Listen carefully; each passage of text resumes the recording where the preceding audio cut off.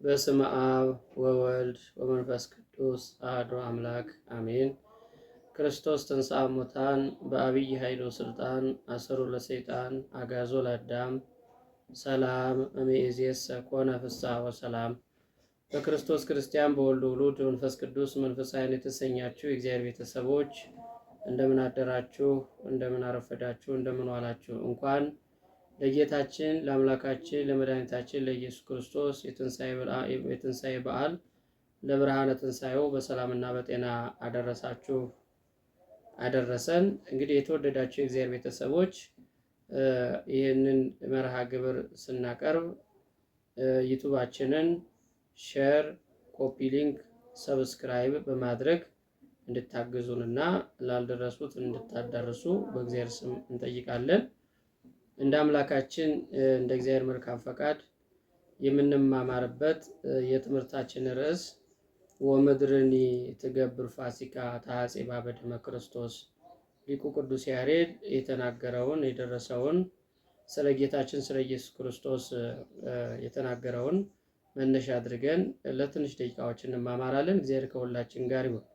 እንግዲህ ቅዱስ ያሬድ በዕለተ ትንሣኤ ወምድርኒ ትገብር ፋሲካ ተሐጽባ በደመ ክርስቶስ ብሎ ምድር ጸዳች ሐሴት አደረገች ብሎ ስለ ጌታችን ስለ ኢየሱስ ክርስቶስ ሞትና ትንሣኤ በዚህ መልኩ ነግሮናል ማለት ነው እና ሌሎችም ቅዱሳን መጻሕፍት ወንጌሉ፣ ብሉይ ኪዳኑ፣ አዲስ ኪዳኑም ይህንን መሰረት አድርገው ነቢየ እግዚአብሔር ኢሳይያስ በትንቢቱ ምዕራፍ 53 ቁጥር 4 ጀምሮ ስንመለከት ምድር ጸዳች ሐሴትም አደረገች፣ በክርስቶስ ደም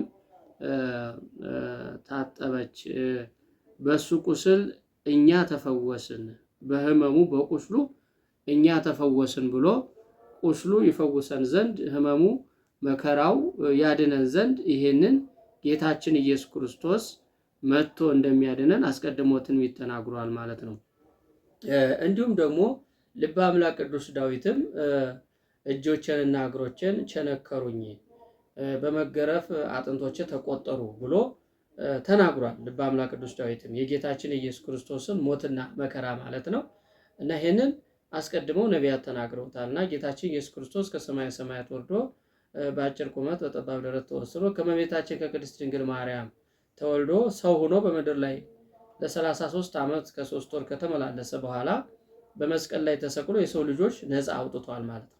በማቴዎስ ወንጌል ምዕራፍ 28 ቁጥር 1 እንዲሁም በማርቆስ ወንጌል ምዕራፍ 16 ቁጥር 1 እንደዚሁም ደግሞ በሉቃስ ወንጌል ምዕራፍ 24 ቁጥር 1 እንደዚሁም በዮሐንስ ወንጌል ምዕራፍ 20 ከቁጥር 1 ጀምሮ ስንመለከት የጌታችን ኢየሱስ ክርስቶስ ትንሣኤና የጌታችን ኢየሱስ ክርስቶስ ሞትን ድል አድርጎ መነሳትን ይነግረናል ማለት ነው እና ስለዚህ ጌታችን ኢየሱስ ክርስቶስ ወደዚህ ዓለም መጥቶ በመስቀል ላይ ተሰቅሎ ሙቶ በሶስተኛው ቀን ተቀብሮ በሶስተኛው ቀን ሞትን ድል አድርጎ ተነስቶ በትንሣኤው ትንሣኤያችንን በመከራው መከራችንን በመቁስሉ ቁስላችንን አስወግዶልናል። ቅዱስ ጳውሎስ እንደሚነግረን እሱ የትንሣኤያችን በኩር ነው ይለዋል።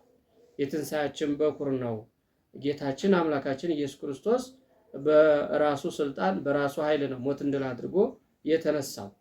ማንም ረዳት ማንም አጋዥ አላስፈልገውም።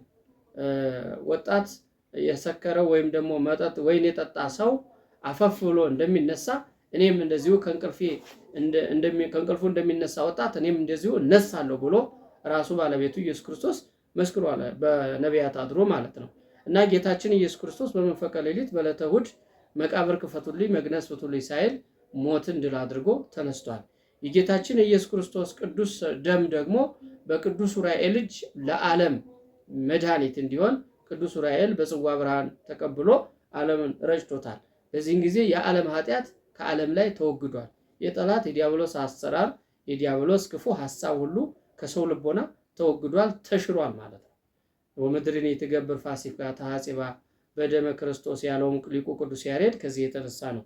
ምድር ጸዳች፣ ሐሴት አደረገች፣ ተደሰተች፣ ደስም ማለት በክርስቶስ ደም ታጠበች ያለው ከዚህ የተነሳ ነው እና ስለዚህ ትንሣኤውን በምናከብር ጊዜ እኛም ሙተን እንደምንነሳ ጌታችን ኢየሱስ ክርስቶስ እንደሚያስነሳን ሞት በእኛ ላይ ስልጣን እንደሌለው በዮሐንስ ወንጌል ምዕራፍ 5 ከቁጥር 25 ጀምሮ ስንመለከት ሙታን የእግዚአብሔርን ልጅ ድምፅ የሚሰሙበት ሰዓት ይመጣል፣ እሱም አሁን ነው፣ መልካም ያደረጉ ለሕይወት ትንሣኤ፣ ክፉ ያደረጉ ለፍርድ ትንሣኤ ይነሳሉ ይላል።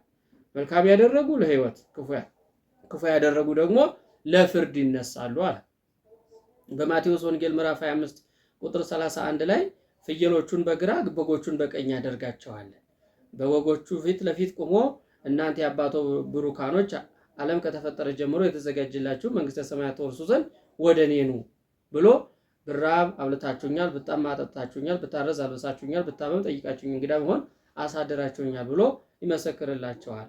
ወደ ግራ ያሉትን ደግሞ ወደ ፍየሎቹ ዘወር ብሎ እናንተ እርጉማን ለሰይጣንና ለሰራዊቱ ወደ ተዘጋጀው ወደ ዘላለም እሳት ሂዱ፣ ብራብ አላበላችሁኝም፣ ብጠማም አላጠጣችሁኝም፣ ብታረዝም አላለበሳችሁኝም ይላቸዋል። እና መቼ ተርበህ አይተንህ አላበላሃልን፣ መቼ ተጠምተህ አይተንህ አላጠጣሃልን ይሉታል። እሱ ግን ምን ይላቸዋል? ከነዚህ ከታናናሾቹ ከእህቶቹና ከወንድሞቻችሁ ለአንዱ አለማድረጋችሁ ለእኔ እንዳላደረጋችሁ ነው ብሎ ይመልስላቸዋል። እና በዛን ጊዜ ኃጥአንም ስጋ ከነፍሳቸው ተዋህዳ ወደ ገሃነመ እሳት፣ ጻድቃንም ስጋቸው ከነፍሳቸው ተዋህዳ ወደ መንግስተ ሰማያት ይገባሉ። የጌታችን የኢየሱስ ክርስቶስ ትንሣኤ የሁላችንም ትንሣኤ ነው ማለት ነው። የትንሣኤያችን በኩር ነው። ሞት በአዳም በኩል ሞት በሰው ላይ ነገሰ፣ ሕይወት ግን በክርስቶስ ተሰበከ ይላል ቅዱስ ጳውሎስ። ሁሉ በአዳም እንደሚሞቱ እንዲሁ ደግሞ ሁሉ በክርስቶስ ሕያዋን ይሆናሉ። ጌታችን ኢየሱስ ክርስቶስ ሞት አላስቀረውምና መቃብር ተከድኖበት አልቀረምና መቃብር ክፈቱልኝ መግነዝ ፍቱልኝ ሳይል ሞትን በሞቱ ድል አድርጎ ስለተነሳ ማለት ነው። እና ትንሣኤን በምናከብር ጊዜ ልቦና ትንሣኤ፣ ህሊና ትንሣኤ ሊኖረን ያስፈልጋል። ምክንያቱም ልንነቃ ያስፈልጋል። ንስሐ ልንገባ ወደ ንስሐ ልንመለስ ያስፈልጋል።